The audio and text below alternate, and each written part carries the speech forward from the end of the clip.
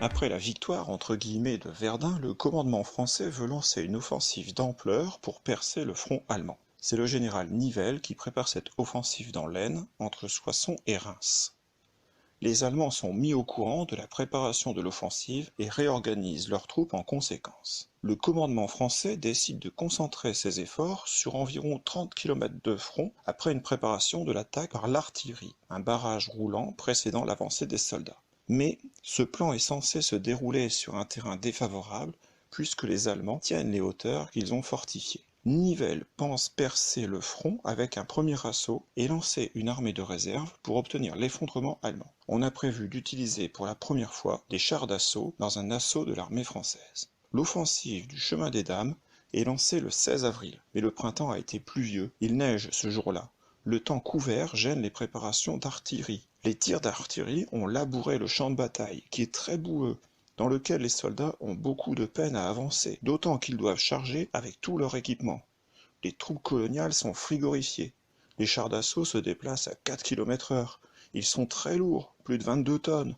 Ils sont mal blindés, difficiles à manœuvrer, et sur les 128 chars engagés, 57 sont détruits, 64 tombent en panne ou restent englués dans la boue.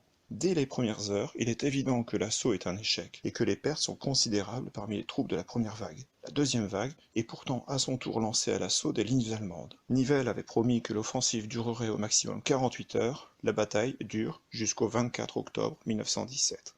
Cette bataille, qui devait être décisive, se solde par un échec et par de lourdes pertes. 134 000 hommes environ sont morts, dont au moins 30 000 au cours de la première semaine. Chez les tirailleurs sénégalais, c'est l'hécatombe, puisqu'ils subissent au cours de cette bataille un quart de leur perte totale de la Première Guerre mondiale.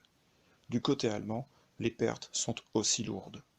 Tout cela pour des gains de terrain anecdotiques. Plus grave peut-être, le moral des troupes est gravement atteint. Épuisés, démoralisés, les soldats refusent de repartir au combat, ce combat qui leur paraît à la fois inutile et perdu d'avance.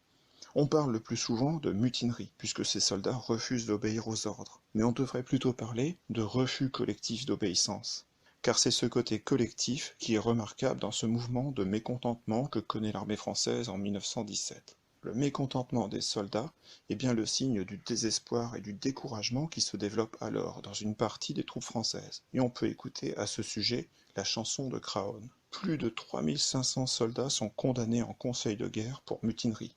Parmi eux, un peu plus de 500 sont condamnés à mort et 49 passent ensuite effectivement devant le peloton d'exécution.